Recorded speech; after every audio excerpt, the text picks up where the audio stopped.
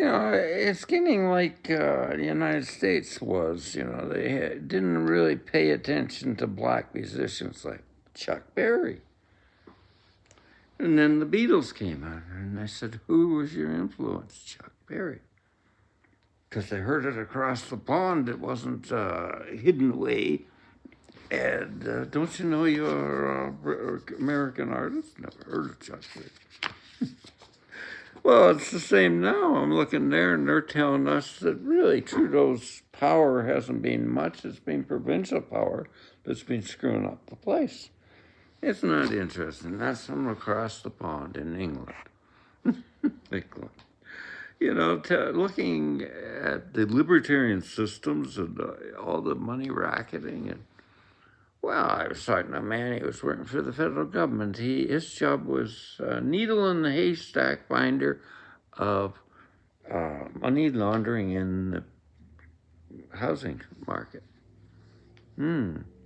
Criminal money coming in. Well, that's how the racetracks went down in Ontario. You asked me if I worked at Fort Erie. No, I didn't work there. I worked at Windsor. But I was running tracks, and I worked in a barn and looked after horses. So I was going between Woodbine and, no, I was going up Greenwood sometimes. And they're standardbred. And I go over to Orangeville, it's closed down. That one in Barrie, it was a good track, it's closed. Well, what's going on? Well, it was always just putting some drugs in there. And, I think that was the story of the fall of the Canadian thoroughbred. Thoroughbred and standardbreds are big in this guy in Ontario. This was a good. So what we got? We got Mohawk, I think, still.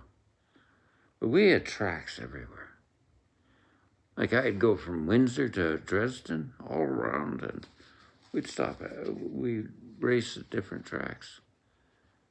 And what happened? What happened? 210. Look it up on here. The closing of Windsor Raceway. What happened?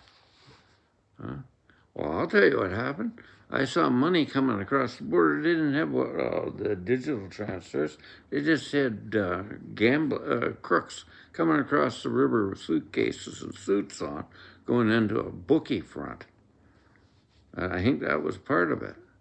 I saw it down in Windsor. I was in a pinball arcade. He says, "Can I let you in on something?" Well, this is a bookie bracket here. And they're coming in with suitcases, lots of money. About 1976.